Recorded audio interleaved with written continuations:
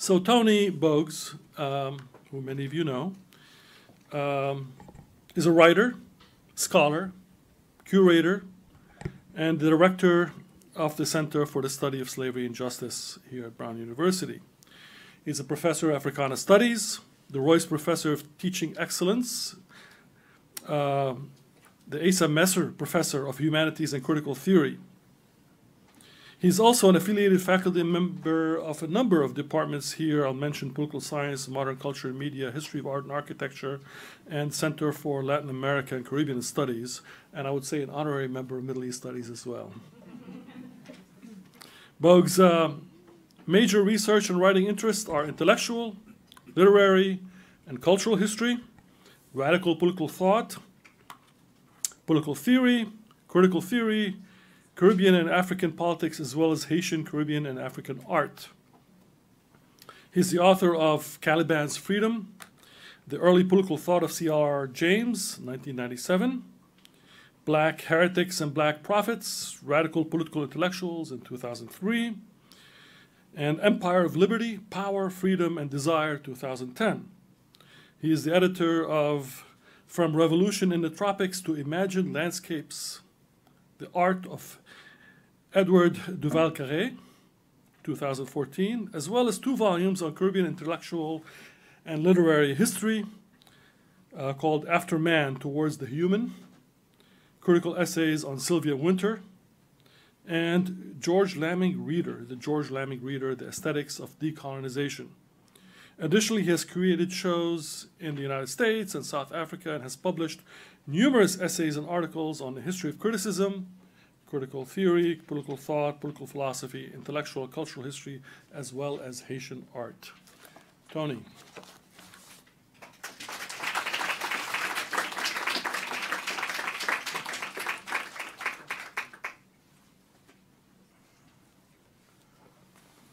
Thank you very much.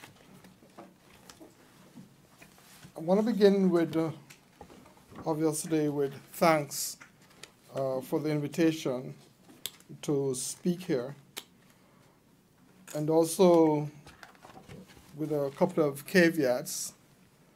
The first one being that I'm not a person who's into photography in the way that this group is into it. I curate art, African diaspora and Haitian art. And so I was trying to wrestle with what is it I could say today that made some amount of sense.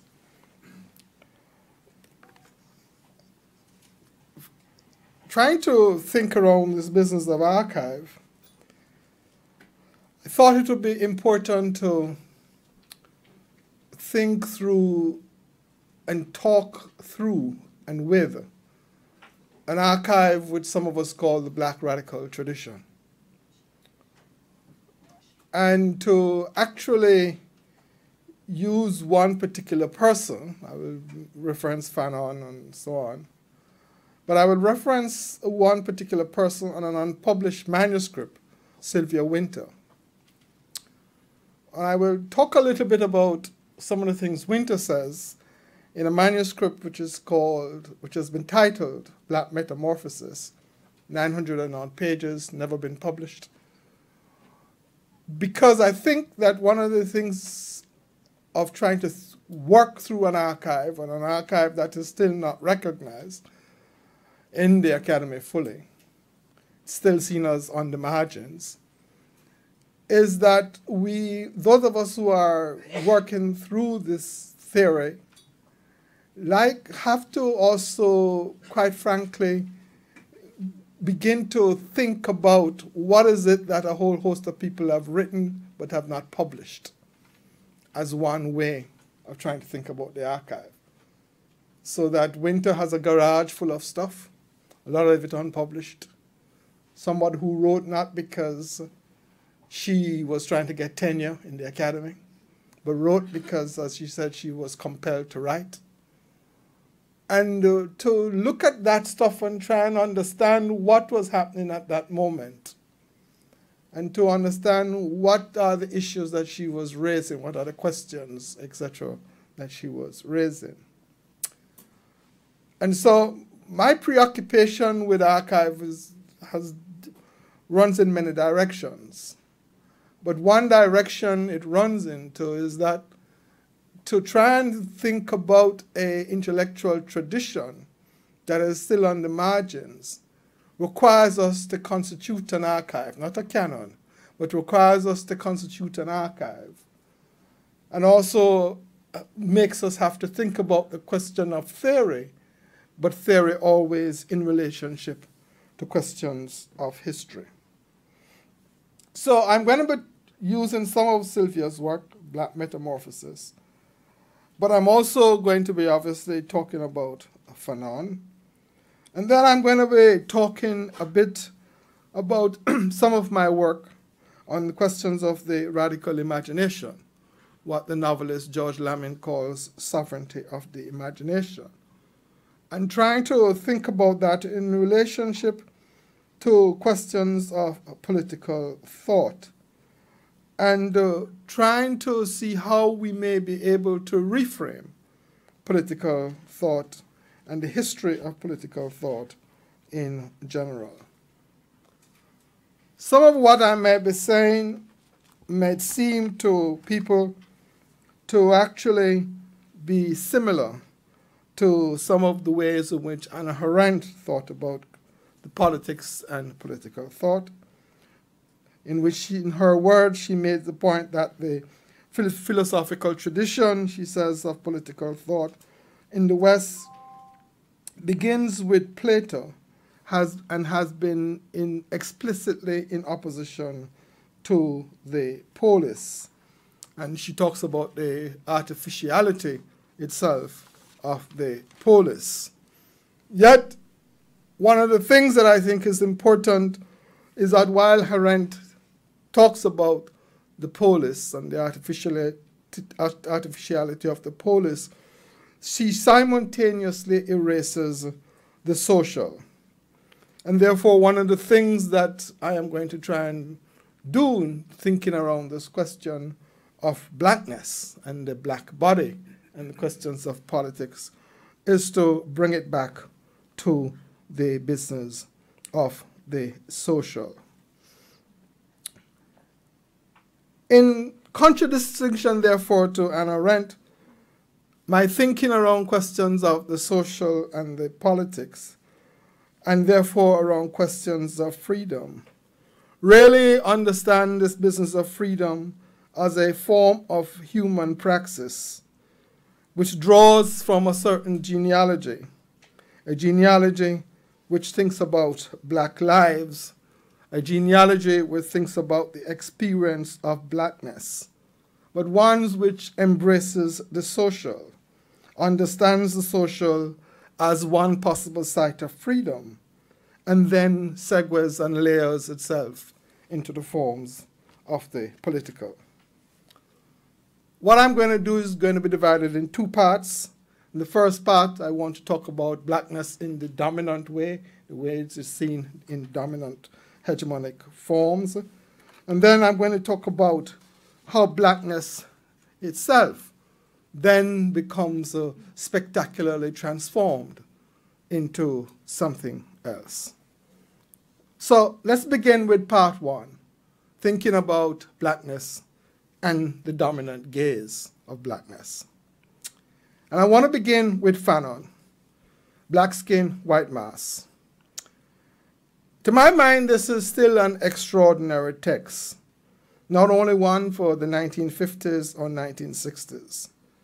And I will not spend time here talking about the dramaturgy of the text, but rather draw from it a particular passage, which is in chapter 5 of the English translation, Grove Press edition, and the chapter is called Fact of Blackness, which was already published and then found its way into the text. And this is what Fanon says. I come into the world imbued with a will to find a meaning in things, my spirit filled with the desire to attain to the source of the world. And then I found that I was an object in the midst of other objects. End of quote. Part of this objectification, Fanon is writing this in 1952, is of course simultaneously sketched out by Aimé Césaire, the poet, the playwright, and the political personality, in his book on Discourse on Colonialism, when he writes, and here I quote him, "Colonialism equals thingification," end of quote. One does not have time here to spell out this question of the historical process of thingification. Suffice to say that it presents us, in my view, with an analytical key by which we may think about the question of imperial racialized bodies. But I want to continue with Fanon for a moment. Fanon argues that the matter of being an object, an objectification, is rooted, he says, in a certain kind of schema, which, he says, then lays the ground for a historical racial schema. One which he argues is tactile, is anecdotal, one which is filled with stories. So this particular passage of Fanon, which then talks about the historical schema of the racialized body, is then followed by a very famous passage, which everyone talks about. This is what the passage is, this famous passage. "Look, a Negro. Mama, see a Negro. I am frightened, frightened, frightened." There's a certain kind of historicity to this kind of look, but it is also, if you wish, in my view, a certain kind of visual historical understanding, a certain kind of visual grammar to this Negro, to this person who is now understood through only a body, who's now understood through a certain kind of historical schema, and who, let me put it another way, kind of flipping Descartes, who is now in a position where I see, therefore I know. But what do I know? That is from the dominant gaze. The Negro is what I know, a black body. And of course, the question has got to be, who knows and who sees? It is, of course, the dominant colonial society. It is dominant white society. And let's be parenthetical, since we have been citing Baldwin here a lot this morning. Baldwin in I Am Not a Negro says, and turns to the camera and says, "I know you more than you know me." So the question of who knows and what exactly you know is very deeply problematic. But it is not just a question here of who knows who. It is really about the business of a certain kind of historical schema based upon a certain corporeal entity, the black body, a body which Du Bois says in 1903 is a problem, a body which in Winter's works is composed as lack. In Winter's understanding of blackness and the black body, taken from Black Metamorphosis, she says that, and here I quote her, "The non-white laborer is in fact what she says devalued, and his or her labor power is below value." And this is a very interesting thing, because what Sylvia is doing in this particular book or unpublished manuscript is that she's actually working through Marxism, but she's working through Marxism and doing something very different. For Winter, this business of the devalued labor power and the body, black body as lack, was a historical event. But what does it mean to have a black body as lack? First, I would suggest that in the conventional notion of the so-called other, in quotation marks, that we talk about a lot in critical theory and so on, that this does not apply to a black body as lack. It is true that whiteness, that white superiority, requires blackness as a distinctiveness, requires it in a certain kind of, requires it as a form of appearance, and that requires whiteness and white superiority requires a certain blackness to consolidate itself as whiteness. In other words, to put it another way, there is a dialectic between whiteness and anti-black racism. But lack, in the way in which Winter is speaking about it, in my view and my interpretation of this, means more than this dialectic. It means that the black body is unable to be. It means that the black body has no possibility of becoming. It is not, therefore, just a matter of a hierarchical human classificatory schema in which the black body is at the bottom. Rather, it is about foreclosure. Rather, it is about impossibility. Black as lack then becomes a critical basis or a central basis for the ways in which anti-black racism is able to morph. And it has morphed historically. So it morphed from identifying the black body with being heathen, and therefore Christian versus heathen, or to environmental, read Montesquieu on this, so the questions of the heat and the questions of the tropics and temperature, to the questions of biology, read Spencer and read all the folks in the 19th century and others around this, or it becomes cultural. Can blacks be civilized? And in all of these schemas, all of these bases for trying to think through anti-black racism and to think about the black body, what is important in all of this is not important. One caveat you might want to think about in all of this is the emergence of the exceptional Negro. Because the exceptional Negro is the person who does not fit in with these categories, even though he or she has a black body. He or she may have gone to Harvard or gone to Yale, etc. And I don't want to call names, but there are lots of exceptional Negroes around. Now, as we know from our study of genealogical methods, there is no necessary rupture between discursive and material practices and frames, and that therefore it means that the religious, the environmental, the biological, the cultural, sometimes all combine together and adapt and readapt themselves into another set of configurations with different emphasis. So that when one begins to think about today color-blind racism, I will suggest to you there are two things operating, questions of culture and questions of biology. And what is interesting is that the biology never really leaves. It morphs and comes back out and comes through other things because there's a way in which blackness is always, and Fanon is right on this, is always rooted in the biological, even when people think it is not supposed to. In all of this, I would want to suggest to you, in anti-black, in the color-blind racism, in all of this, the black body remains one of lack. Remains, if you wish, through the dominant culture and hegemonic ways of seeing this business, this body of lack. So let me try and summarize the first part of what I am saying. This business, therefore, to use the title of the symposium, the imperial formation of the racialized. Achille Mbembe has just published a book. It's published a year ago in French, but it's now published in English a couple of weeks ago. And it's called Black Critique, Critique of Black Reason. And this is what Achille says. And his sentence summarizes what I'm trying to say.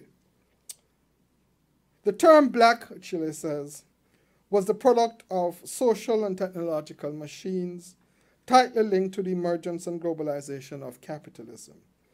It was invented to signify exclusion, brutalization, and degradation to a point, to a limit, constantly conjured and abhorred. The black was despised and profoundly dishonored. He's the only human in the modern order whose skin has been transformed into the form and spirit of merchandise, the living crept of capital, he says. That's people like Césaire and other folks have been saying this, but he puts it well for the 21st century. But there's also a manifest dualism to blackness. In a spectacular reversal, Achille says, it becomes a symbol of a conscious desire for life, a force springing forth, buoyant and plastic, fully engaged in the act of creation and capable of living in the midst of several times. And I think what I want to move on to now in my second part of what I'm saying is this business of the spectacular reversal. In other words, to talk about blackness as having a certain, in the dominant, having a certain way in which we think about it, or the dominant think about blackness and the black body, that is just one side of the story. That the other side of the story is the spectacular reversal, which has at the heart of it blackness, but blackness in a different way. And I would like to begin this segment, second segment, the spectacular reversal, which Achille talks about, with an epigraph from Jean Prismars, the Haitian intellectual, the founder of the indigenous movement in Haiti, in art, in literature, and in Haitian thought in general. And this is what he writes in 1927, 1928, in his seminal work, So Spoke Uncle. Noting that the blacks of Haiti, he says, should be seen in a certain way, he writes, the Negroes, here I quote him, were the refuse of humanity, without history, without morals, without religion. But that was not all that they were. And it is this business of that was not all that they were that I want to talk about. Because this business of not that, but that is not all that they were, then begins to make us move to another archive, the archive of trying to think about what it is that black folks have created, and how the business of a poiesis, a certain form of creation, has had to be used and deployed by those who have been oppressed through questions of color, but also, I would argue, color, class, and other things. And in which, in that particular process of oppression, they have had to create new human beings. They have had to create new human expressive forms, and compose, rather, new human expressive forms. And they have had to create new categories of thinking, which have been formulated. In other words, blackness produced, in the other sense I'm not going to talk about it, produced not only double consciousness, as Du Bois would say, but also produced second sight.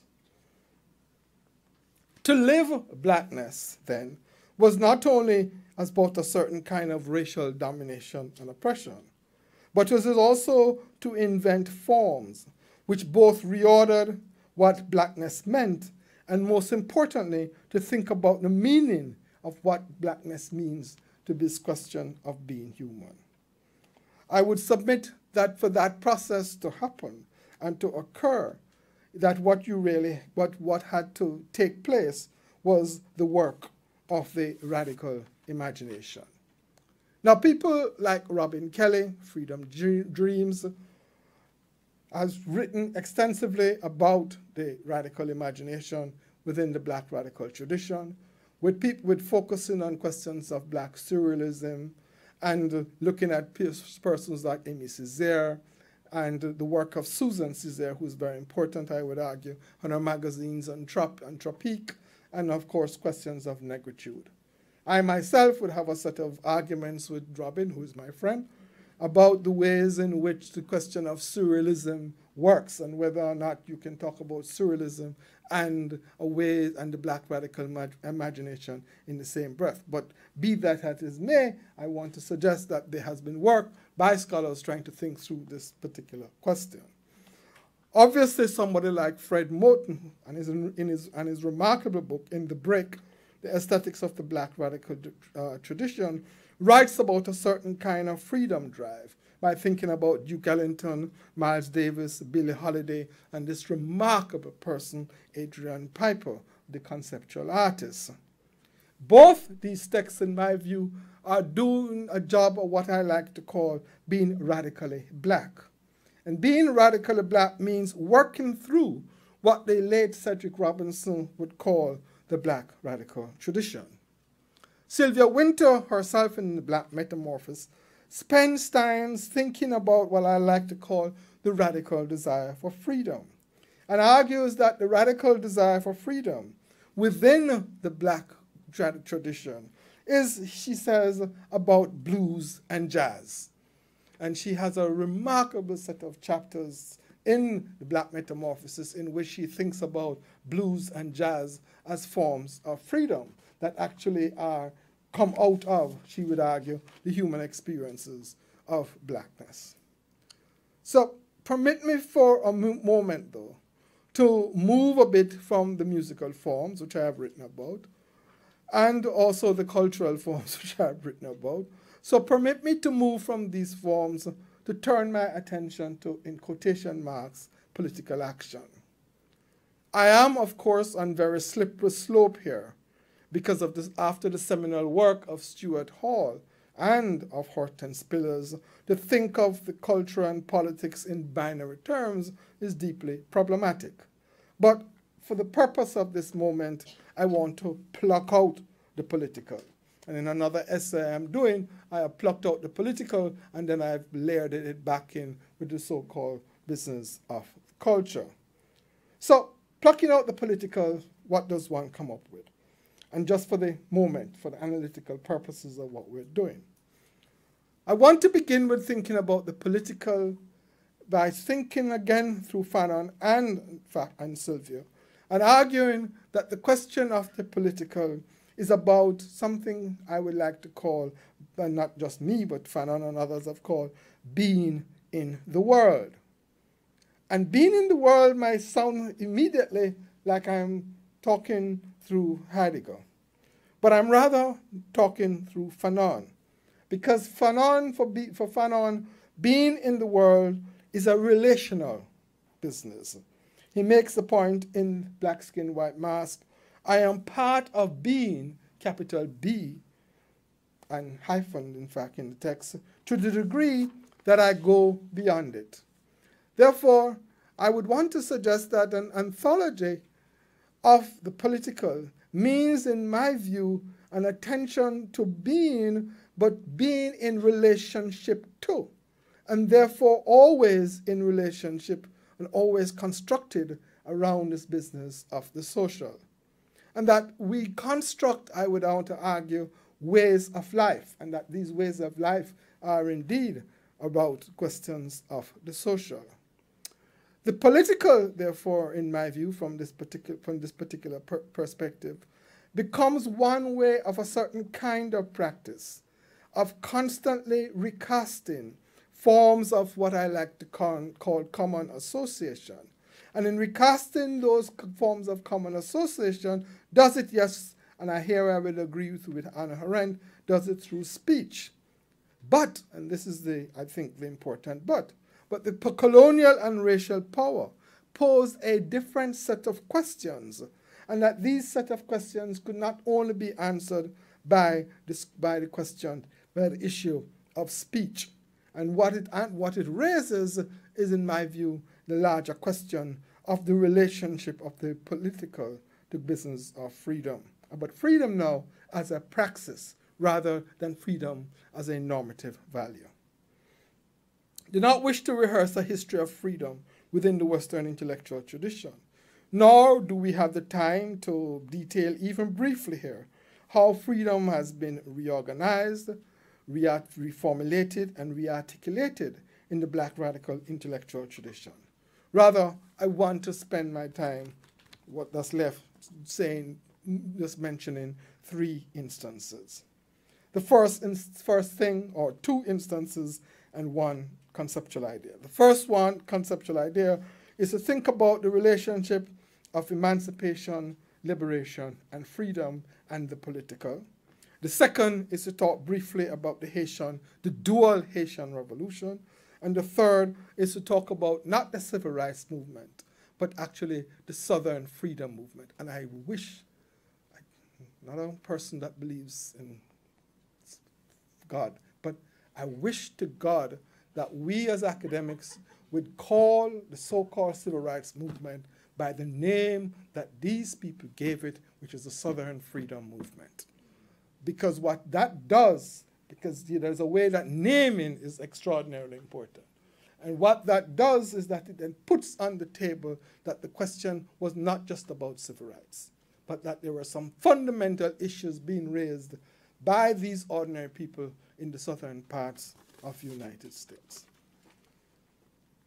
Let me say here that I am framing my thinking here, obviously with Fanon's injunction, which is bringing invention into existence. In other words, and this is what he says in Black Skin, White Marks, in other words, being in the world is not only relational, it is also, in my view, an exercise in creativity.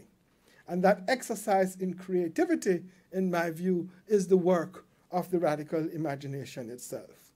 Life is really means living. And living means a certain kind of creativity. The other caveat I would put just before I go into liberation, freedom, and emancipation is that I really think that those of us who are theorists, particularly if we are beginning to think about critical theory today, really needs to think through the questions of history very seriously. That one is difficult, in my view, to theorize without a sense of history. Otherwise, there's a way in which the theory just becomes a nice academic exercise, which is fine. I'm in the academy, absolutely fine. But if you say that you are a critical intellectual that's trying to make sense of the world, then making sense of the world means having, in my view, a certain understanding of how the world came to be what it is. And particularly, as I've argued before, if you are then trying to think of and work through a marginal intellectual tradition, or to use Walter Benjamin's phrase, the traditions of the oppressed, then you are going to have to think about those traditions historically and then begin to theorize upon those specific traditions. So those are my two caveats. So from that perspective, let's quickly look at emancipation, liberation, and this business of freedom. Emancipation, to those of us who know this, and many of us do, really, as a word etymologically, draws from the Roman Digest, emancipare, meaning what? Meaning releasing the son from the dependence of the father. What is interesting is that emancipation, as it begins to develop or comes in critical theory, particularly through the work of Marx, is not so much in the economic and philosophical manuscripts of 1844, but is found in his work on the Jewish question, in which what he attempts to do is to make a distinction between political emancipation, that has to do with political rights, and human emancipation, which he says is beyond those rights. But what is interesting in Marx's philosophical manuscript, economic and philosophical manuscripts of 1844, is that he spends some time thinking about estranged and alienated labor. And what I want to do is to work back to say that, therefore, the business of human emancipation within a certain critical tradition works its way through labor, but works itself through labor that is estranged and alienated. And then you want to then think about the black body that I've been talking about, Winter's notion of the devalued labor, and the questions of the way in which the black body is seen as black, and then ask yourself, okay, can we use this to begin to understand some of the questions that we have talked about? Balibar himself, in his text on Marx, has talked about the ways in which this question of emancipation has emerged, and himself have developed this notion, particularly in his revised 2014 text on the philosophy of Marx, has talked about this business of equiliberty, trying to think about the tensions, Balibar says, between modern democracy, between freedom and what he calls equality as social rights, attempting to resolve this particular distinction or contradiction between equality and freedom and social rights. Within the Anglo-American tradition, then we have, however, the question of emancipation being raised in a slightly different way. The question of emancipation emerges in relationship to Atlantic slavery. And what is interesting is that when it emerges in relationship to Atlantic slavery, it is about the release of the slave to something else. In other words, it's about trying to end slavery, to make the slave not a citizen, but to make the slave a subject. And the actual argument is also about a release from a certain kind of dependency.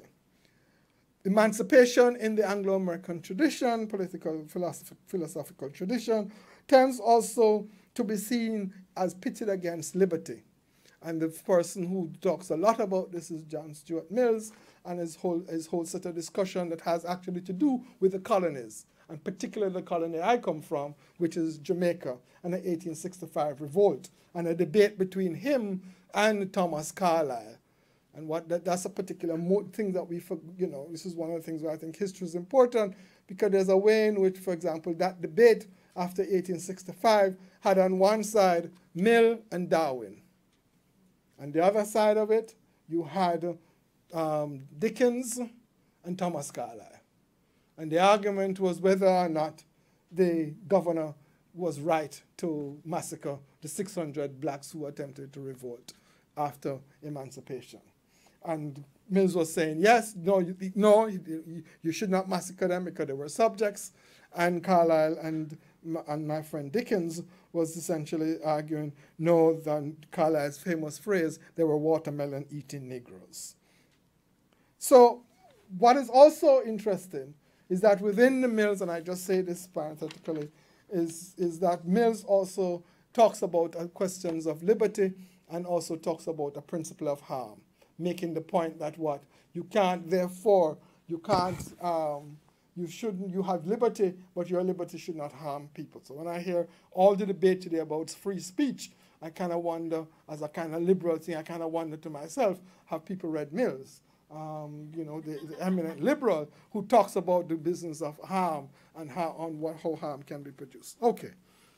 So if we think about this question of emancipation, liberty, and this business of freedom, then we have to counterpose it immediately to a black nationalist, a black abolitionist movement.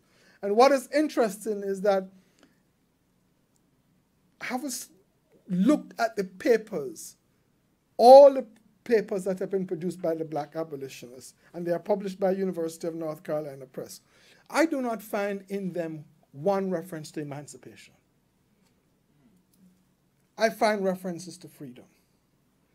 And so I have to ask myself, okay, what is it that from the traditions of the oppressed, what is it that they are saying? So black abolitionism, therefore, in my view, constructs a certain way of a radical kind of imagination. I would want to suggest to you, and I have to wrap up, I have 4 minutes, is that in trying to think through this business and the relationship, is that liberation is in fact an action to do something. And that action to do something then has a double thing to it. It then has freedom as its end. In other words, liberation creates the ground as in a double move in which freedom is then possible. But freedom then actually is a constant invention. It's a constant way in which you begin to create endlessly yourself, to use Fanon. And we can see this very clearly if you read chapter 12 of Black Reconstruction, Du Bois's book. Quickly, the Southern Freedom Movement. Any poster, and some of the most famous posters, I'm a man, I want equality, I want freedom. All of these posters, in my view, indicate that the question of the social was extremely important. The question of a certain kind of equality was important. And that, therefore, it was impossible to think about this business of freedom without not thinking about equality. That equality then becomes a ground in which you can then begin to think about and begin to actually practice freedom itself. The way I like to put it is that freedom and equality in that moment actually embrace each other and never let each other go. And they are therefore not separate. The Haitian dual revolution, the questions of this that the slaves raised was that of equality, full equality. Those of you who have heard me speak will know that they also raise a question of a certain kind of notion of a political blackness. But they also raise the questions of freedom as a certain kind of ways of life, and ways of life that had to do with labor, that had to do with women's rights, and that also had to do with religious practices.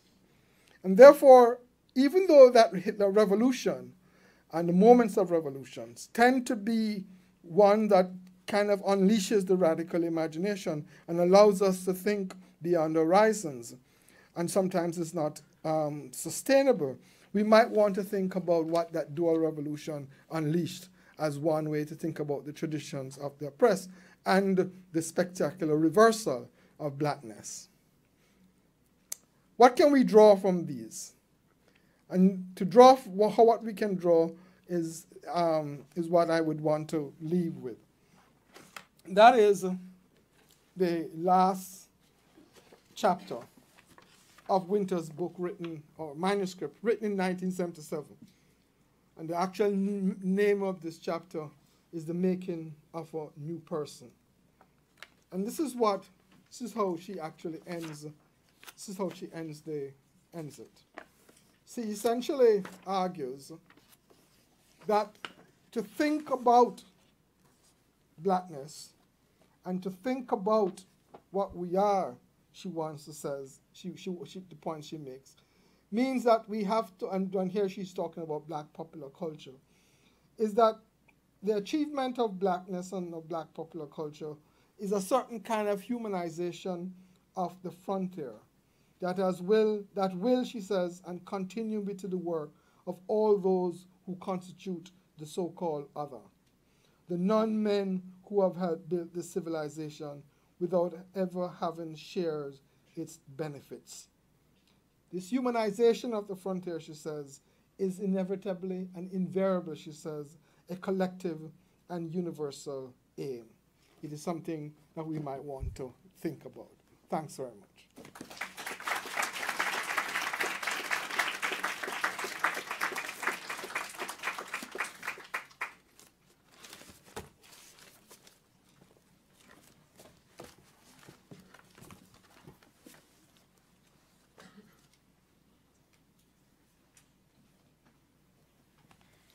Our next speaker, Danielle Jackson.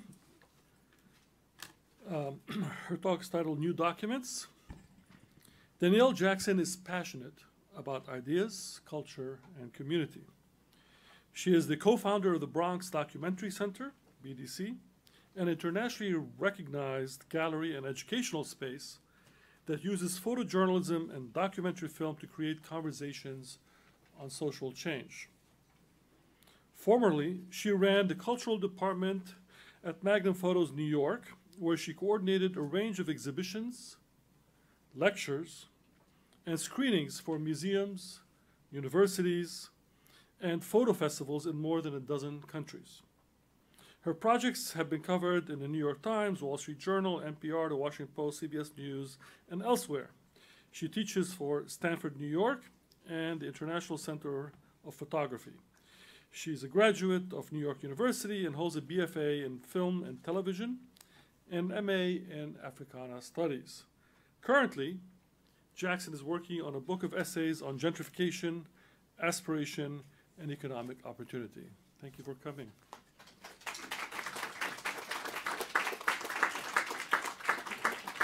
Let's see if we can get this going here.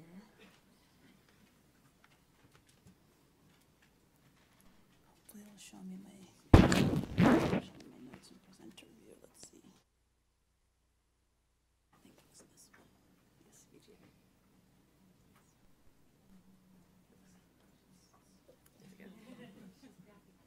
okay, give me just 1 second.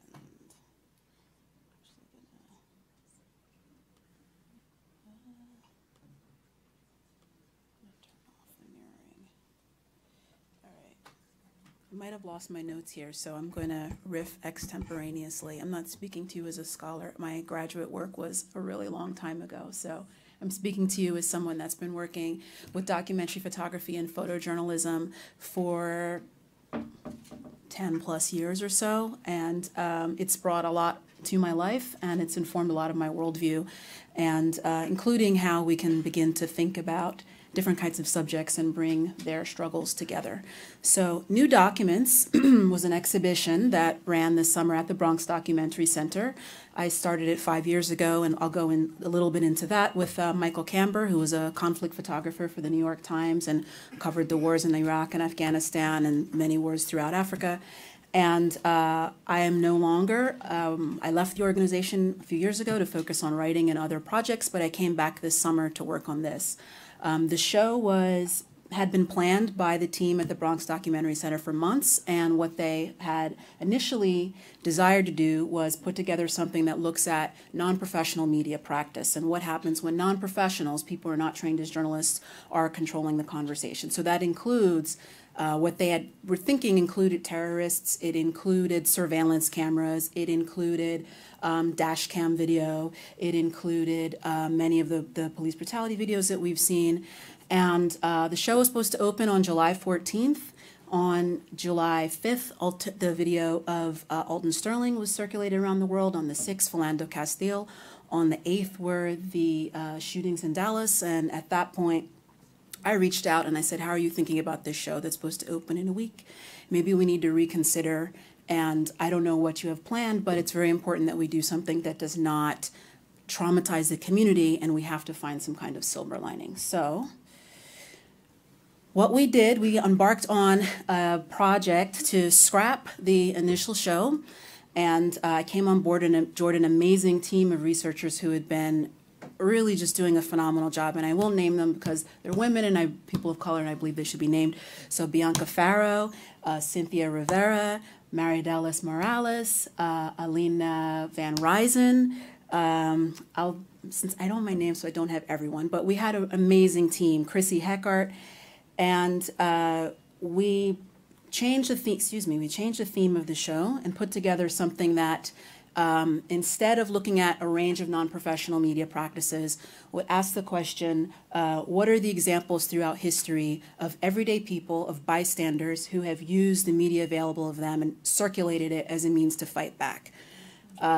Started in the year 1900, and it ended with the video made by Diamond Reynolds of Philando Castile's death. And we made a lot of very, very sensitive choices about what was in the show, which I'll explain in a bit. So this is it is a nonprofit space, one-room gallery that's actually also the center of a lot of activity, which I'll talk about in a bit. We were working with iPhones and used iPhones and iPads and random BlackBerry devices in some cases that had been donated by members of our community. So we were very much just working with the resources that we had. So these are just some images, excuse me. I'll come back to this in a bit. But I came into this exhibition thinking about what it meant that the BDC was entering its 5-year anniversary, and the way in which we started. So this is an image made by Tim Hetherington, who was a filmmaker and a really visionary multimedia journalist. He made this image near the West Gate, I think, of Abdajia in Libya in 2011, about a month before he was killed by Gaddafi's forces. Tim was a very close friend of Mike Camber, and someone that I had actually begun to engage in conversation with as well about how do you take images made by professionals, how do you take photojournalism and get it out to different audiences. So when Tim passed away, we started the organization, and all of his film came to us. And one of the things that I noticed through, and something that he was interested in, is that in Libya, everyday people who had not been trained, either as soldiers or as professional media gatherers, were going to the front lines with their cell phones and going to the front lines with their cameras and sending it, particularly men, sending it to other people in their community and saying, look at this cool thing or interesting thing that's happening, you need to come and join us. And the video of this is actually really fascinating too, because you see the front lines and you see a lot of men sort of milling around. They're not armed. They're just there to be a part of it. So when I came on board to work with New Documents, I was thinking very much about the work that Tim produced right before he had been killed, and how his death really fomented our starting the BDC. The BDC has sort of been formed under these conditions of violence against journalism and also violence within our community. So how do all of these things come together, and what does it mean for everyday people to be looking at images that are potentially traumatic? So first I'll give you a little bit of a background on the Bronx Documentary Center. Whoops, this is flipping, I don't want it to. Okay, there we are. We are located on a corner of Cortlandt Avenue and 151st Street in the South Bronx. It's about 2 or 3 subway stops from Manhattan. It is often cited as the poorest congressional district in the United States, and the average income in the area is about $17,000 a year. With that comes a lot of the attendant issues and problems, very high rates of crime, some of the highest murder rates in New York City. We'll get to that in a little bit. Low information zone. A lot of people are not online or not on the internet. Highest dropout rate in New York City. On and on and on. That's the bad part. It's also incredibly vibrant. I've lived in New York since '98, and living and working in this community is the first time in my life I ever belonged to a neighborhood. So we do a lot of very, very serious thinking about how do we serve multiple audiences. One is the folks that are local to our block in certain cases, local to the South Bronx, the Bronx in general, New York in general, and the journalism community. So we'll have a range of activities. Sorry, this was our first. Oh no, I'm gonna have to do it like this. Sorry, we're gonna skip an important image.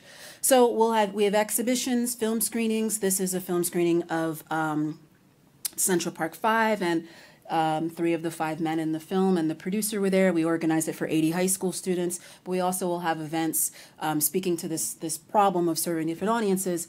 When James Foley was killed, who had been to the center, we did a fundraiser screening for him. And if you see in the front, it's just glass windows, so everybody can see in and everybody can get a sense of what's going on. Some of the events you may walk by and see people in the neighborhood, may see a lot of people who look like them. On other days, for example, like the James Foley event, when everyone from the journalism community came by, you may see an audience that's very white, professional, upper middle class in the space. So we do a lot of thinking about what the image is to the community and what we're constantly projecting and to make people feel welcome.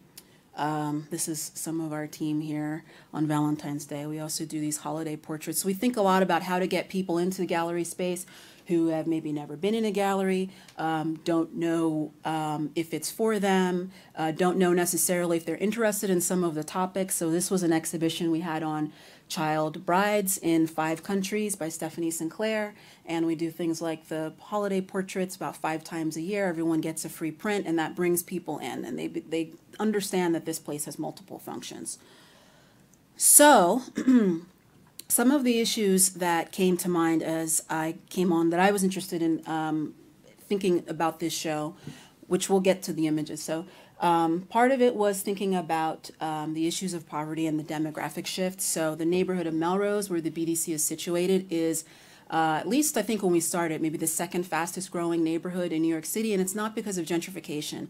It's actually because you have these new populations coming together in this area that haven't lived together before. So where the Bronx for a long time was German, then Irish, then Puerto Rican and African American, now you're seeing people coming in from Central America, people coming in that are West African, that are Muslim coming in. And so all of these groups are operating with each other, sometimes with great suspicion of one another.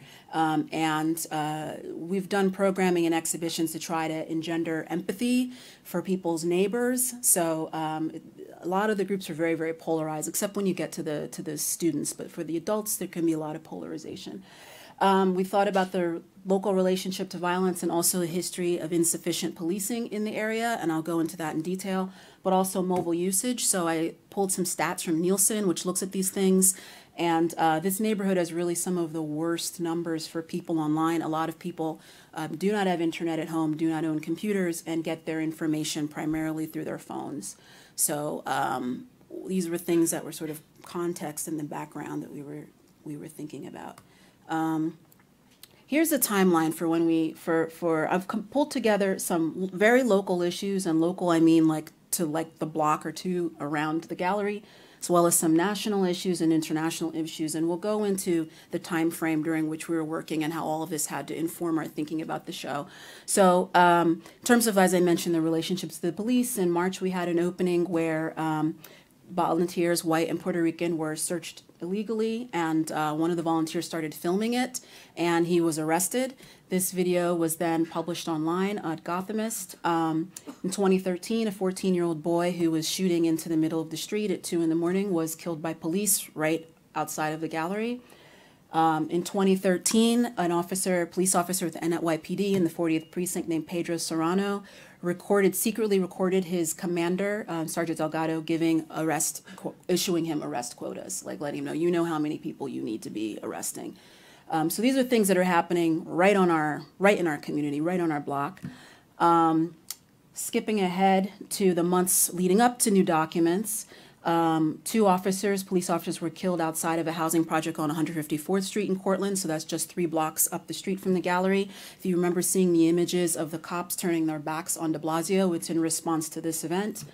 Then there's some other things that I asked our researchers to pull for me because I was interested in what images of violence that people have been making with phones have been out there, because I think that while we recognize the Diamond Reynolds video of Philando Castile as being a huge turning point, there had other things had been out there that different people had seen. Maybe everybody hadn't seen everything, but so some of those examples, you have a man, Brian Fields of Chicago, who was shot 16 times on 15 while he was recording himself on Facebook Live. You have a young woman who broadcasted the rape of a 17-year-old girl, and she broadcasted it to Periscope. That was April. In May, this is another local point. I will call him a neighbor. He was a member. A neighbor was killed stabbed outside of the Bronx Documentary Center, and I'll bring that up again. Over the course of that spring and summer, the Bronx Documentary Center partnered with local churches and educators, teachers, school groups, neighbors to have meetings at the gallery with the police to demand better policing. And eventually the inspector, they started a letter writing campaign, and the inspector resigned. So we now have a new inspector at the 40th Precinct. June 12th was the Orlando nightclub shooting, and people made videos that they shared to Snapchat. June 14th, there was a French terrorist that stabbed a couple and took their child hostage and broadcast that to Facebook Live, and this event was mentioned at the RNC convention. June 16th, Antonio Perkins was killed in gang-related violence while he was live streaming to Facebook. So now we get into the time period much closer to when the show was supposed to open and when we really started to reconsider what to do. So as I mentioned, July 5th, Alton Sterling is killed, and that footage is circulated. Philando Castile just on the 6th. On the 8th, you had the incidents in Dallas. On the 14th, there were videos being circulated of the Bastille Day shooter as he was being killed. On the 18th, you had police who were killed and wounded in Baton Rouge, and footage is disseminated from that. July 19th, a neighbor of ours named AR was killed by it's actually a little inconclusive, and the memorial was set up directly outside of the gallery. The gallery ends up becoming the space for the repast while the new documents exhibition is up. Within the family and the community and neighbors in the Bronx, this story for a while is something everyone's talking about. Everybody knew AR. July 22nd, the Munich shooting is captured on Facebook Live. Also that same day, you had the caretaker for an autistic man who was shot by police when he had his hands up. And leading up to the show, you had the Republican National Convention where law and order is proposed. And on the 26th, just 2 days before the show to open, you had the mothers of blacks who were killed by police address the DNC. So at some point, we, around the 10th, we said, okay, I don't think we're going to do the show that was planned for the 14th. Let's begin work on a new show, but we didn't have a lot of time. So we planned the new iteration of the show to open on the 28th. So we had 2 weeks to work, and it was all hands on deck. Everyone did an incredible job. But at some point, so around the 10th, we made that decision. All of these things happened in between, and it felt like the story just kept building and developing, and how much were we going to be able to respond to, and how it just meant we had to put that much more thought into the way that everything was being presented. I also asked for the researchers to look into, I had been following and I've been aware that many other people had been killed by police in this time period. This is a screenshot of the month of July from The Guardian, from their project called The Counted. Washington Post has a project specifically related to gun violence. This relates to any kind of violence at the hands of police. So, the stories we heard were just a small snapshot of all of the people who had been killed during that time. So the show we ended up putting together, as I mentioned, it sought to empower the actions of the individual. You had a lot of people that were asking, Why would Diamond Reynolds do such a thing and photograph such a thing? What kind of person might she be? I heard people making sort of casting aspersions on her based on class. Maybe it's something that she's used to seeing, et cetera, et cetera. And we really wanted to position her action of recording and broadcasting into this longer trajectory. So this show started with this image made by Alice Seeley Harris that was photographed, I believe, in 1904 in Congo. And this is an image of a man who's looking at the severed hands and feet of his child. And Alice Seeley Harris was using a large box camera and photographed the atrocities in Congo, and it really became this she went back to Europe, had organized these slideshows, and it became an important part of the movement against King Leopold, I believe. So I'm going to go through. These are images. I won't speak long on all of them, just for the interest of time. These are images, they're known as the Soder Commando images. So these were images that were made secretly by workers at a concentration camp. They were smuggled out and they were photographing. These are the only ones that are existing. This I won't show. This is the assassination of John F. Kennedy. I'm gonna go forward. The My Lai massacre. Screenshot. What's important to understand is that Ron Haberly, the photographer, was operating with two different cameras. One as a civilian and one in his official duty with the military. So he made these with his civilian camera. So we had a lot of conversation about does this quite comply with our rules about civilians, everyday people, bystanders, but we included it. So in our research after a while, we really had to struggle with how violent is this going to be? And we don't want it to be very violent. We want this to be an environment where people can look, think, reflect very carefully upon what they're seeing instead of being assaulted by a lot of things, or instead of seeing a violent video and then seeing, a Justin Bieber video and then seeing whatever else that comes in your feed. So I started asking that we look for things that were not as intense, things that still had the principle of an everyday person photographing something as a form of resistance.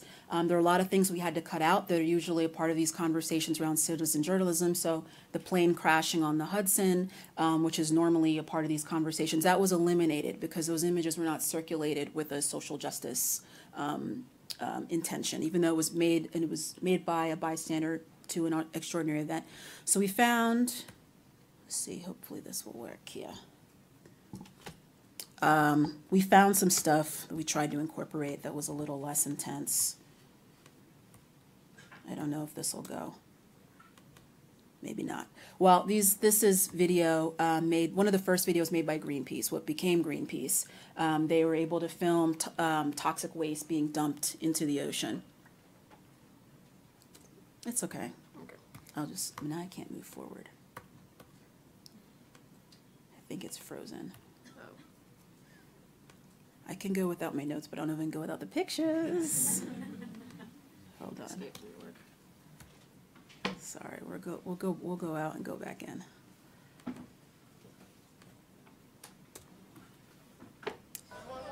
This is video filmed by Clayton Patterson. He's the person that made that quote in the beginning, "Little brother is watching Big Brother." These are the Tompkins Square riots in New York City.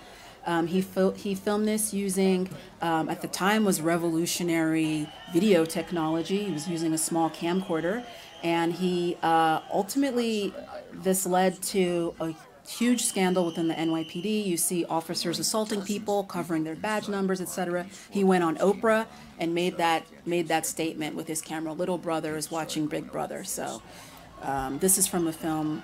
This is from a film of his called Captured. Hopefully. This is the Rodney King incident. I won't show that. This is an image by Tammy Salicio. She was a contract worker stationed in Kuwait. She was at an air base and she saw these images of U.S. coffins at the time. It's actually probably still the case. It was absolutely taboo to show dead American soldiers. Nobody would publish it. She snapped this picture, sent it to a friend by email. So part of the research we did looking at all the technological advancements, when did email get large enough to accommodate a photograph? And the friend sent it to the Seattle Times. and it caused a huge furor, is considered unpatriotic. Seattle Times published it. But she felt it was something, she felt incredibly patriotic and that it was something important that people needed to see. This is footage from Hurricane Katrina, and we're going to you'll start to notice, because we're already heading into the 2000s, right? And we're only maybe a third of the way through the show, and a lot of that is because of the technology that's available to us now. It was much harder for, let's say this, a person could record something, but they always needed somebody to do the distribution. So George Holliday, who photographed Rodney King being beat, had to go to the local news station to get it to be seen. Alice Seeley Harris had to go on tour and get audiences to see her images. We're moving into the point where technology is democratic enough, or it's available enough that people can both record and also distribute, and from the same device is revolutionary. We take it for granted, but the question is that a good thing? So keep going. This is the Haditha massacre.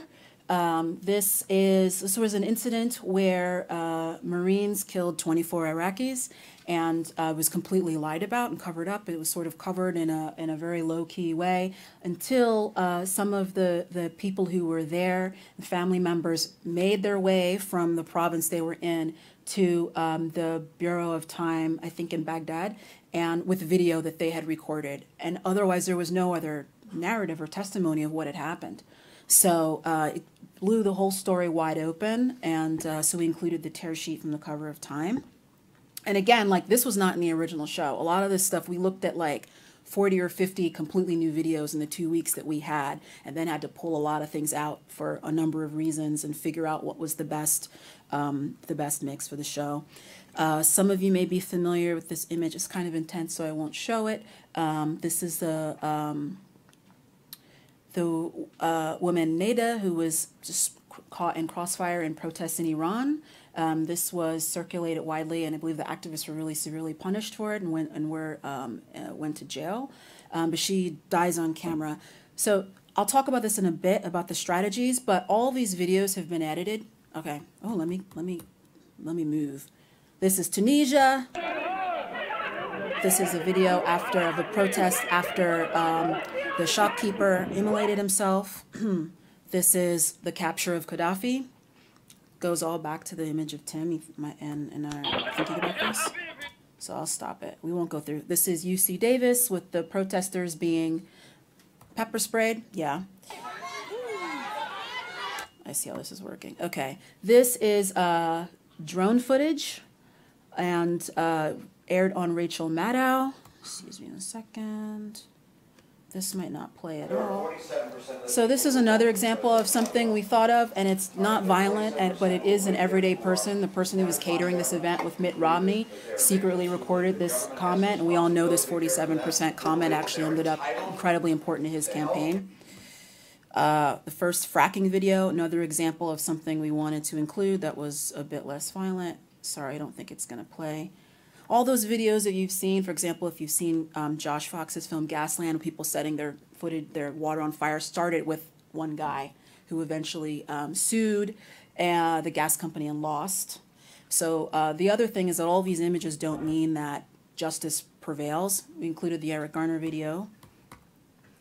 This is a screen grab of image that was made in Kenya. There was a number of incidences on a day in June in Kenya a few years ago where women were being assaulted and stripped of their clothes in 3 different locations, bus stops.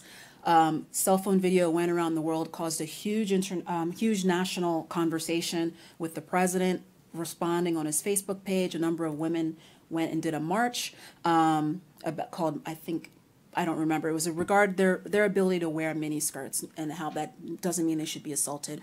I very much wanted to include an image of a person that was not African American being assaulted or killed by police, because I know from the research that I've done that this affects, and I watched the videos of white children being killed by police, unarmed, undocumented, Mexicans being killed by police, people being killed by police of all backgrounds and races. So this is a man in Pasco, Washington. It's interesting and it's important because we think about what groups are able, how do these images circulate? And I'm interested in what you said before also about the ghosting. Like, we're now facing a kind of like ghosting by algorithm or a ghosting by political power. So,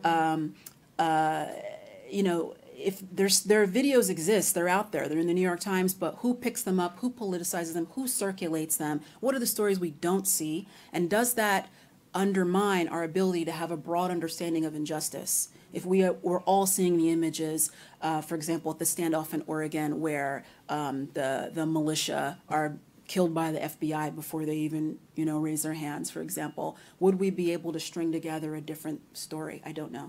So, and I think it's important to think about, and that's why I also question sometimes what it means for us to have all this. This is a video, sorry, of, let me keep going here. The last two videos, one was undercover by women living in Syria under ISIS, and the final was the Philando Castile. So quickly, the captions were very detailed and very deeply researched. So we include the full video duration. All these videos are available online. If people wanted to see them, they could see them. We were not going to show the most violent version in the space, but we're very forthright about how much they're seeing. If you see at the top, it says the exhibited video duration versus the full video duration. And we make it very clear what was recorded and what was the result. So this is, for example, what happened in Kenya. This is what happened in Tompkins Square Park. This is what happened with the Haditha massacre and Pasco, Washington. And, you know, we just were very, very journalistic, and here's what happened. Here was the result. In some cases, I don't think we editorialized too much. But I think we opened it up, so it asks a lot of questions. This is a timeline that we included in the show, and it includes when people had access to certain media, but also when traditional media started evaporating, and those things are very closely related. So the fact that in 2012 New Orleans becomes the first city without a daily newspaper means what? Who fills in terms of everyday people recording and telling their stories or not? And it's amazing to think that it's only in 2007 that Facebook added the capacity to upload video. I think we're all so accustomed to it by now, but you know, these things really change the ability for everyday people to broadcast, to become broadcasters, as we know. We also included a huge document for people to understand what their rights are, what are their constitutional rights if they are filming the police. So some of the questions we've asked when we talk about this is, you know, at what cost or what stake, what has it done for us to have all of these images available to us? You know, on the one hand, you have people who are able to tell stories and who are witnesses to atrocities and extraordinary events and crime and what have you. They can control the narrative. They can, tell the story, but they can also control the narrative. But that narrative is also being released without verification, without context, without further background information. Sometimes I've noticed a person might watch the video but might not follow up all of the details of what happened, follow the reporting in the traditional media. Someone who's worked with photojournalists, it is frustrating to see so many stories. There's so many stories, even if you just want to talk about affecting Black people.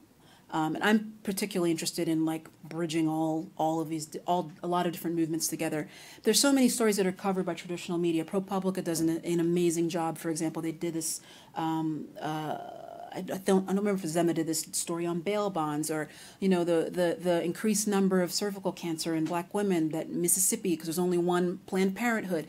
Those stories aren't as sticky, they aren't as sexy, they aren't in our consciousness, and in a way, we're talking about the images, we're talking about the issues based on the images that we are sharing and that we can see that are fast, quick, easy to digest. And I think that, I personally think that we need a more complete picture. I think that these images play a role in the larger image, in terms of our larger understanding.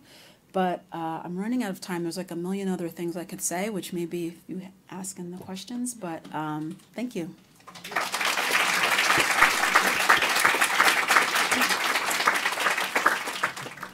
Terrific panel. We'll have officially 20 minutes, really 30 to 40 minutes for discussion. So we'll take hopefully several rounds of questions. Ideally, they would be brief comments and questions and concise answers so we can get to hear from everybody. I just want to say that Tony's call for recognizing the imperative of the social in the black radical tradition, where I think his most memorable sentence for me was that freedom and equality must embrace each other and never let go.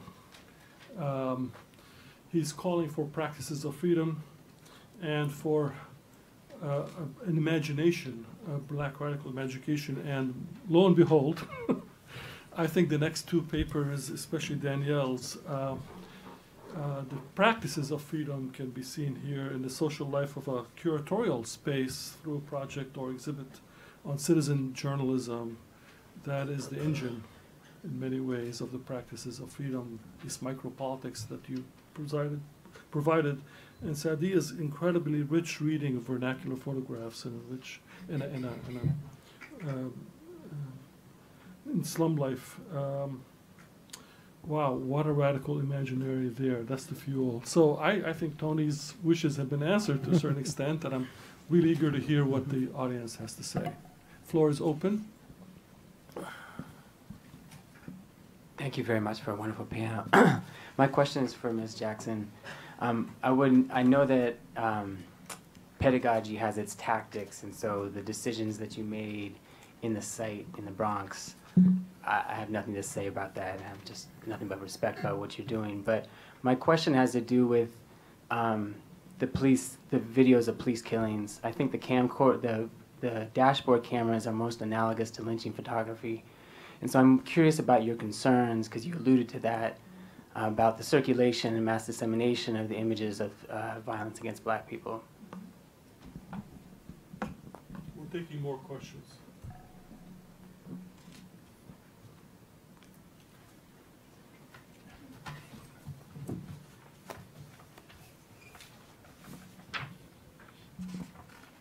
All right, I'll try to keep this short. It's my question is about both the ethics and the political possibilities when it comes to how we approach, manipulate, shift, and look at archives, which I think all of you addressed.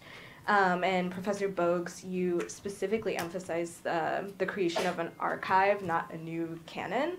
But you also cited heavily from what could be considered the traditional Western canon. So I'm wondering, when we think about possibilities for liberation or freedom from the sort of archival violence that Professor Azoulay talked about in her introduction, how much depends on shaping or retraining our ways of seeing, including the public's ways of seeing, as you talked about, Danielle?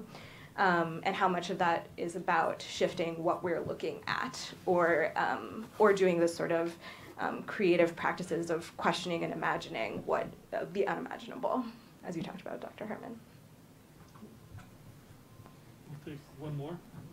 For those of you who don't have a question, don't lean your chin on your hand, because I didn't have a question. Got the mic now, so I'll just come up with the one. First, question for Danielle Jackson. You said one of your exhibitions or programs that the Documentary Center had, I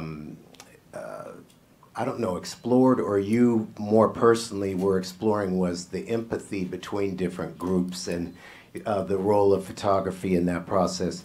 I'm hoping you can say a little more about what you've discovered in that process, or trying to achieve that goal. And then for Saidia Hartman, I'm not sure everyone here understood that you were actually talking about a Thomas Eakins photograph. And I wonder if you could share some of the personal political decision around not showing it to us, because I know that's really important to you. Should we start with you? Okay. So to answer the first question, we didn't include dash cam pictures because it's not made by a person. So everything we included was made by a human being, to really force the emphasis on the heroic action of a bystander. So, but what do I think these pictures are doing? I mean, I think they're traumatizing people, and I actually hadn't seen any of it. I didn't, including when Gaddafi's death was circulating. I hadn't watched any of those images until I came on board to work on this show. But I think what happened, what I observed with after the death of Philando Castile is, I think there was a limit. Like, I think there had been several limits for people, but that seemed to be a new limit, where in conversations I was having, people were like, I can't, I'm done. I was seeing documents being circulated about how to practice self-care while looking at these images. It seemed like there was a new, like, emotional capacity that had been hit, which is why I felt it was important. I reached out to the team at the BDC, and I was like, I'd like to think about how to deal with this. But I also think that, and what I'm about to say is also why I think some images may get circulated more than others, is that we already have a framework of lynching or other types of exploitive images when it comes to Black people, right? So we're already sort of tapping into that, and that's maybe also why there's certain tableaus in Eric Garner that remind me of, like, colonial photography. The video of that girl at the pool party, like, something in my spirit, I don't know where I've seen it before, maybe in past life I experienced it, I don't know, but there's certain tableaus that I think resonate with us, which allow us to connect to it in a different way. I'm interested when there's images, for example, of members of other races being killed in ways we're not used to seeing, that we don't have the same framework for, if that also prevents the image from being as seductive, and it prevents it from resonating, and thus prevents it from being shared. Like, do people know what to do with that? So do people know what to do with an image of an undocumented Mexican man being shot, which coincidentally is the basis of a Supreme Court case that was just argued a few weeks ago, whether we're on the legality of that. So, so as it pertains to African Americans, I think that it's incredibly traumatic, but I think it'd be interesting to open up, like, what are people's responses when they're looking at other groups, and, like, even for me as a Black person, is there the same level of empathy? So I'll pivot to the empathy question. So what's interesting that I've observed in these different groups coming together, Mexicans, Central Americans, West Africans, is that there's a perception, they're different. Well, it's interesting to see, frankly, like, Blacks and Latinos speak about themselves as being us and other people being the other, and, like, the power that comes with that. So, you know, there's a neighbor of ours, and she's like, they need to round up all these Mexicans and get them out of here, you know? And the neighborhood had this very particular influx of very specific two very specific gangs from Mexico did come to the neighborhood, which is related to one of the murders that happened outside the gallery. But to hear somebody say that, you know, and especially in the age of Trump, when we talk about who we think are the people that are prejudiced, or who we think are the people that don't like other people, you know, we have to look in our own communities at times. We did an exhibition called Refugee Hotel, which is this really beautiful poetic body of work based on a book that looks at refugees' first nights in the United States, which are at airport hotels. And I had two different conversations with people who came in, and and the Bronx is the highest, receives the highest proportion of refugees in New York City because it's the most affordable housing. And both of these men said to me, like, I don't want to see anything about refugees. I don't want to hear about refugees. They get more money than I do. They get more help than I do, than what I get or what I've gotten. I was very taken aback by that. So I really did see the opportunity to organize certain exhibitions as a chance to get people to understand and empathize some of the situations that the incoming neighbors come out of or have experienced. We did a show of Mexican contemporary photographers looking at the United States, because there's, like, so much work of Americans looking at Mexico, for example. So, you know, and we bring in people in the community to be, like, community curators and help us deal with the work. So those are opportunities, I think, for that empathy to be realized and to sort of have a more expansive understanding. But with that refugee show, there was a girl who said, I get it. Like, I understand why my mother wants me to mess up in school. Like, she worked so hard for me to get to, like, she had that realization about her own, within her own family, who was West African. So I hope that answers the two that were. Yeah, and I'll answer that question and then come back to like this critical relationship we can have with the archive. I mean, you know,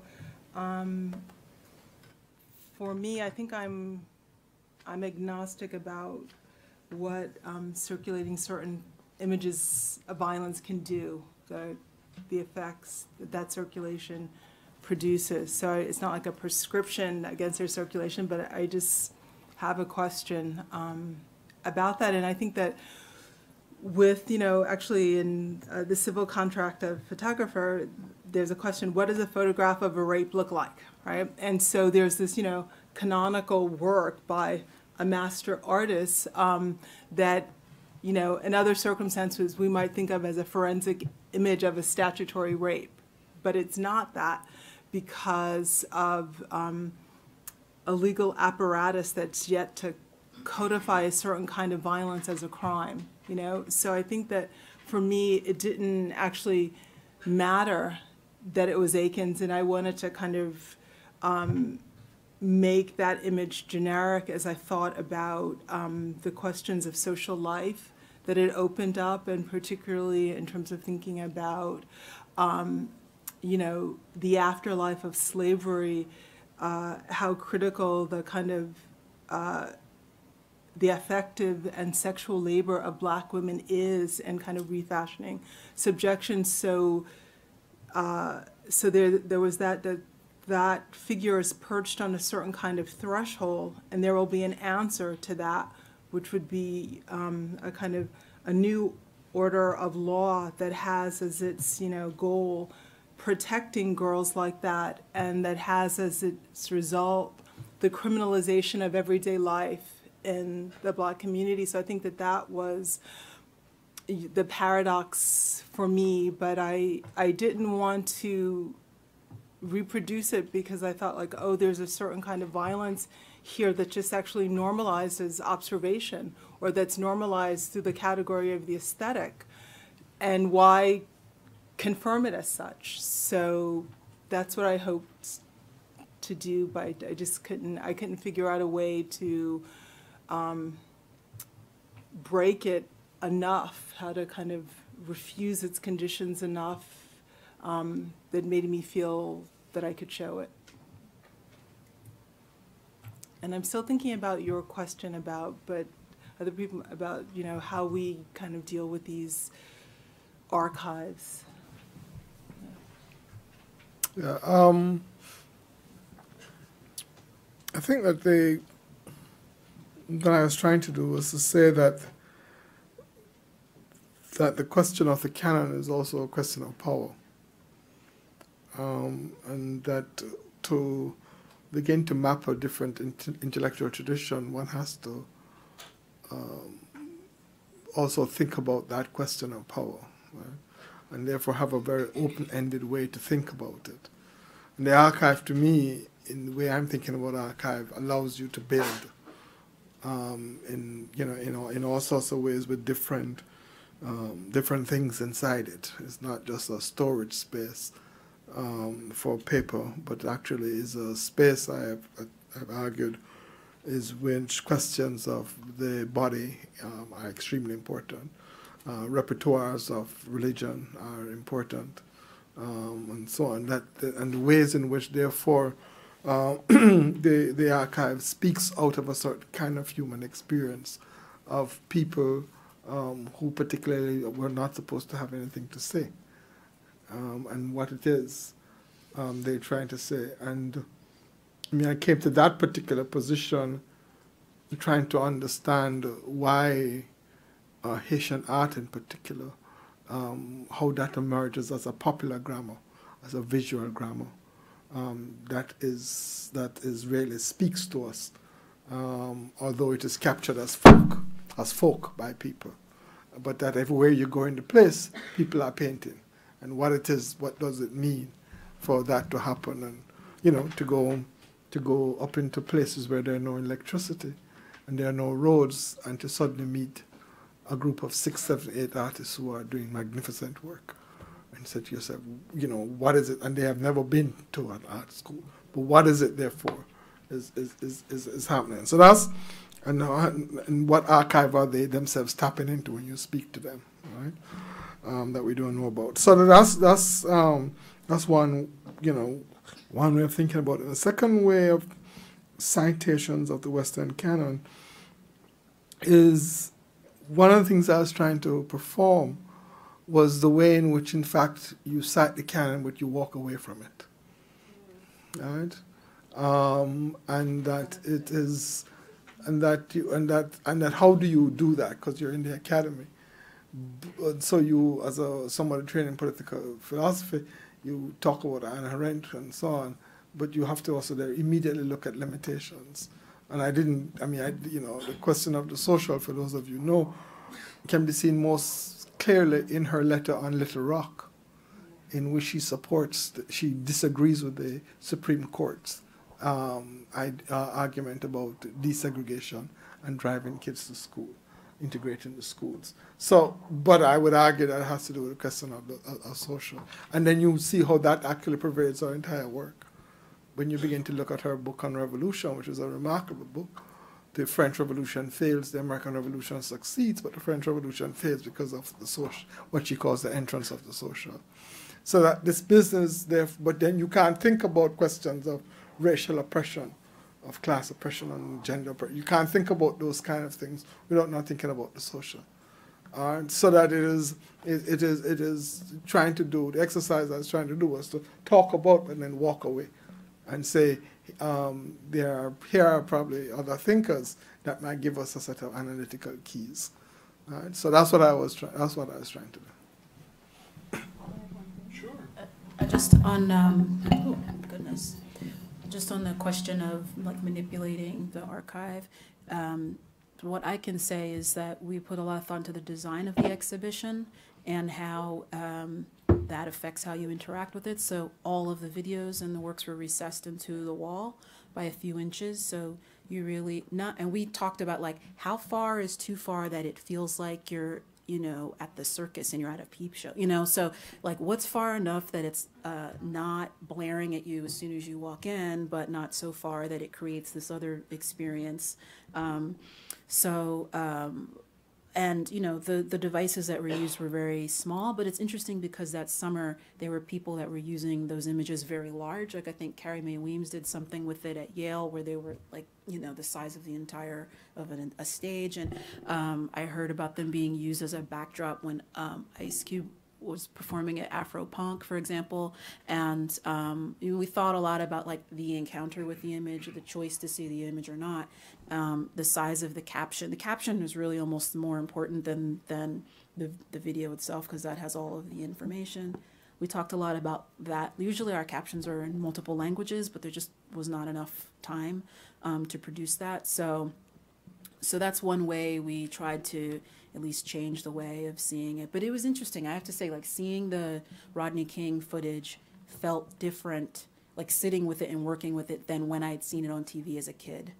And maybe it was, the context was totally different, or it was uninterrupted by commercial, or I don't know, but it was a totally different thing. And other people reported, like, I've seen this, but I feel like I haven't seen it now. Now I'm able to, like, see it. So, I don't know.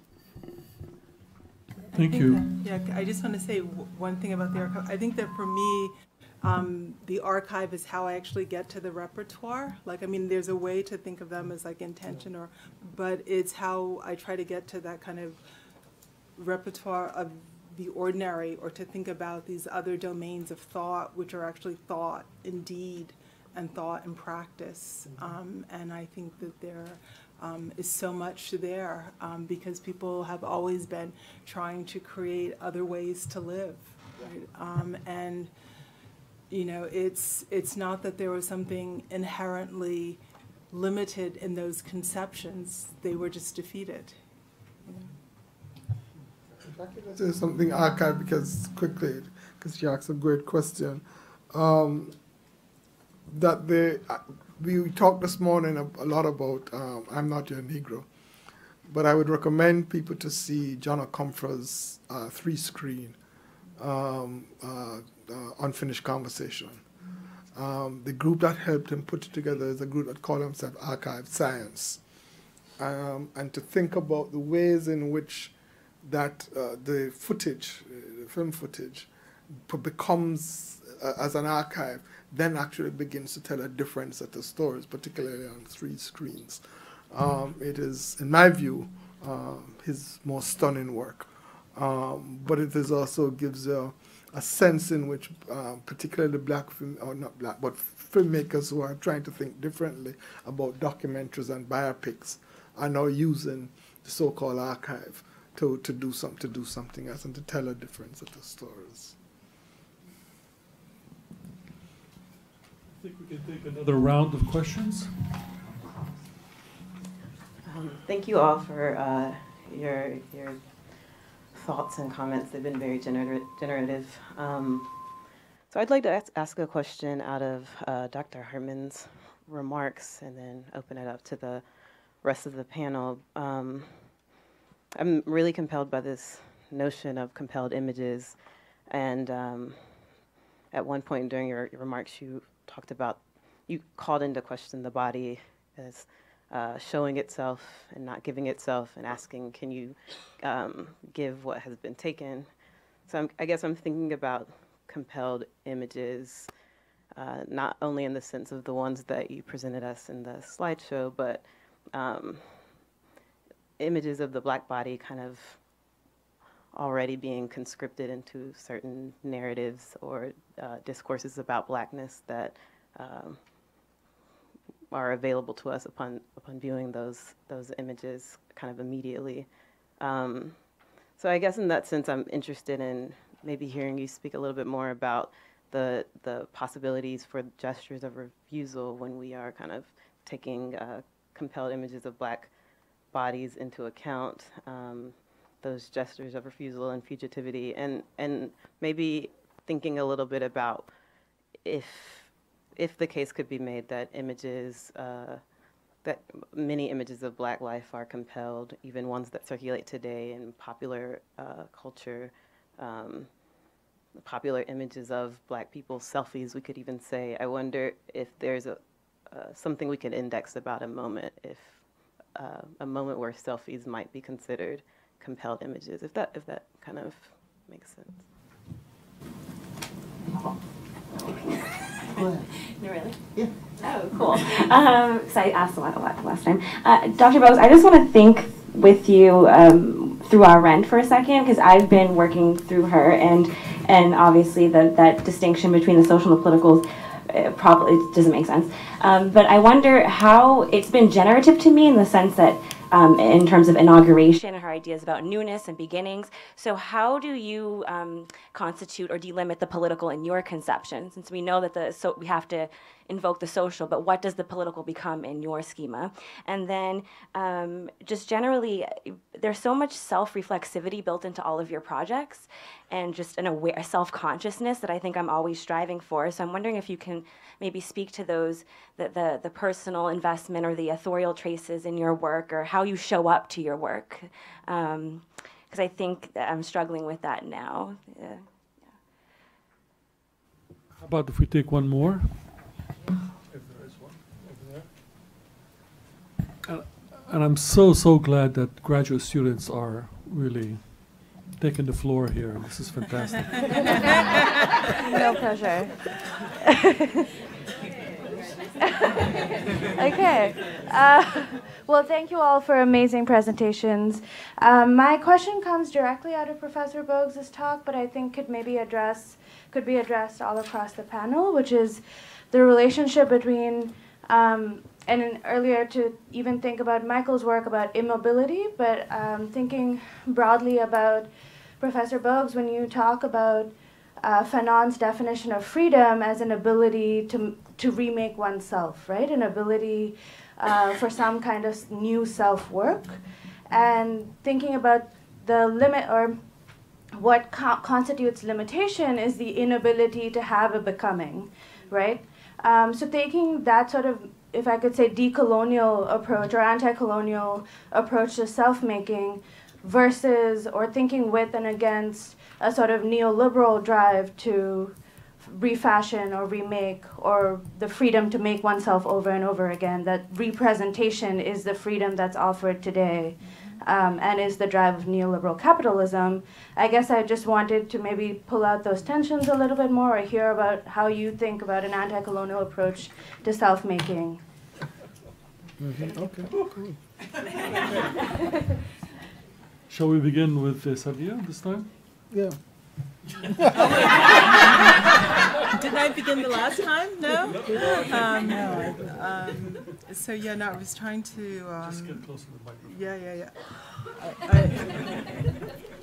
I was trying to think about the first question and just about compelled images. I mean, I think that Anne's presentation earlier was thinking about, these gestures of refusal that you can find even in those compelled images, and certainly like people, like the blurs, when people they won't be a kind of a good sitter, or they were kind of refused to. So even in the, an archive like this, one can read for those things. I think that you're right in terms of thinking about a certain paradox about like how formative compelled, how substantial they are when we think about kind of Black visual cultures. And I think that people can make incredible things with them. I mean, there's a wonderful short film by Arthur Jaffa called Love is the Message, The Message is Death, which uses a lot of this compelled imagery and kind of the things that are circulating, but to a radically different end. And then I was also thinking about Tina Kamp has a new book called Listening to Images, and the last chapter is actually on the selfies that are in response to the kind of the threat of death every Black person lives on. So it's the kind of like photo of yourself as you appear in the newspaper after your death. So people, so there's a way that, how to create something. I mean, I think Arthur Jaffa would describe it as like kind of like Black visual intonation in the context of a culture where the visual is so often deployed against you. There's a lot to kind of think about there. So I think that those are some people who are taking that question up in ways that are really productive. I will say though, when we talk about I don't know if this is, we talk about vernacular images. I think we have to really think also about how they're used within subcultures with Black people and within class. And like there's a world of people, including in my neighborhood, who are, if not if not filming fights, like standing 2 feet away from it, like staging fights. Like my friend came home to her neighbor, like kids in her neighborhood staging fights to upload to World Star Hip Hop. And I feel like those are like layers of the conversation that kind of don't make it. There's this layer that's very much about affirming, and we want uplift images and, Black Girl Magic and Black Boy Joy and If They Gun Me Down and all these things. But there's this whole other set of practices going on too that we can't ignore, and then we have to think about and theorize. So, yeah, I think that that's actually a great point. And I guess I would say, I'm kind of using vernacularity as a kind of fiction in a way too, right? And I think I'm trying to describe something like what is free indirect discourse in the space of the image, right? And so for me, part of like the marking the vernacular is a way that, their self-authorized presentation meets my found and imagined archive. And so it's not kind of like vernacular as in folk, but the possibility of certain kind of self-authorized statements, but that are in the domain of these kind of entangled forms of address and making. So mine with theirs in the act of description. Okay, let me try and answer these two really critical questions quickly and briefly. I think when you think about the social, what immediately comes to mind is questions of radical equality. within liberal political thought and liberal frame, the question of the social is essentially organized around procedural equality, because the key is so-called freedom of the individual. When you begin to think of questions of radical equality in relationship to the social, then a whole host of other things emerge. Economic life, how is that organized? How can you organize that? And of questions of gender, all of those things immediately find its way into a notion of around radical equality. And therefore, when I begin to think about the political and in relationship to the social, I'm thinking about discussing of freedom, but I'm also thinking about it through this notion of radical equality, through what kind of what I like to call common associations do you form? Can you form, or can a human society form in which at the heart of it is this business of radical equality, which then allows people to practice freedom in whatever ways freedom can be practiced. So that's my brief answer to that. But we can talk much more, but that's briefly how I see it. And when it comes to this business of freedom as this Fanon's understanding of it, what I would say to you is this: that in the present neoliberal configuration of late capitalism, that one of the drives of this form of capitalism is actually to control the imagination, and to therefore give you an idea of freedom as endless the creation of self, which is just not true. That what has happened is that you saturate yourself with certain kind of market calculus and certain kind of choices. And then that becomes, you are no longer a citizen, you are actually a consumer. You're not even a person, you're a consumer. And if you can look, for example, at the way in which just the British Labour Party, as it moved from its idea of welfare states, to begin to think under Tony Blair, to begin to think about how it's supposed to adapt itself to the new moment, and its transformation of thinking about citizenship to begin to call people consumers. Right? The voters, you're not even a voter anymore, you are a consumer. And so it is this idea of the self becoming this consumer, the self becoming saturated with certain kind of market calculus, where Stuart Hall has a really remarkable phrase, where your public troubles become private, right?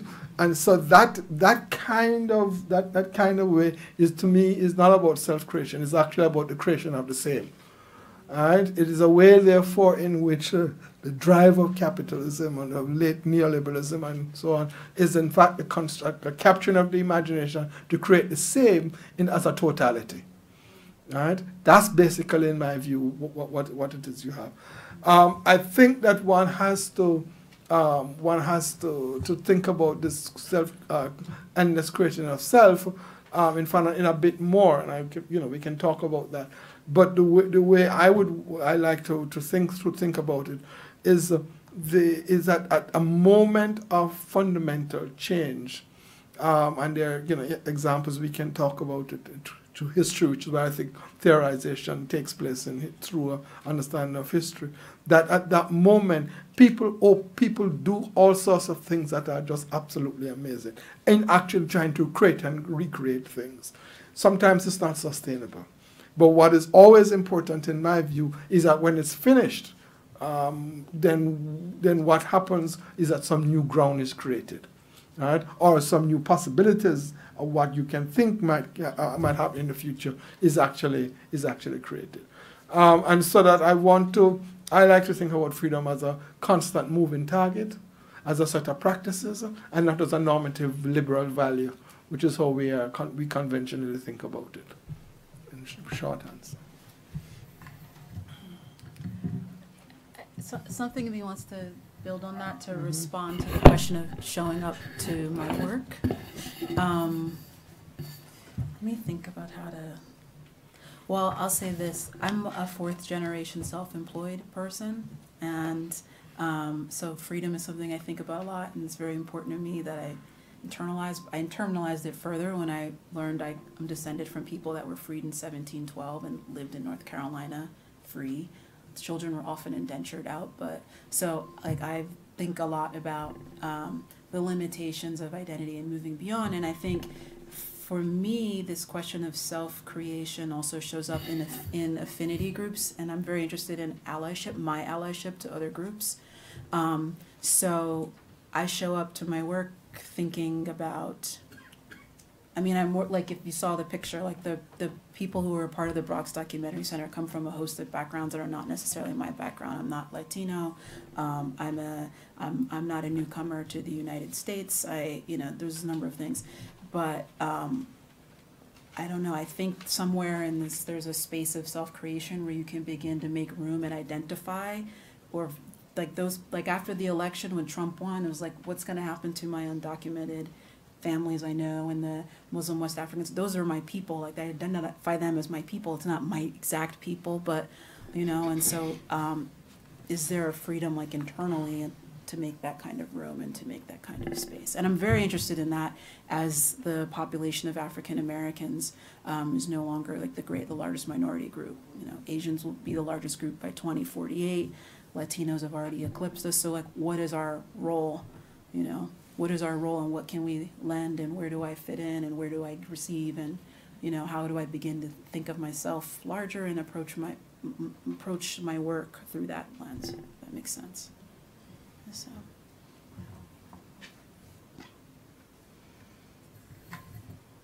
I think this is a great time to stop and thank Ariel and all the panelists for coming here today.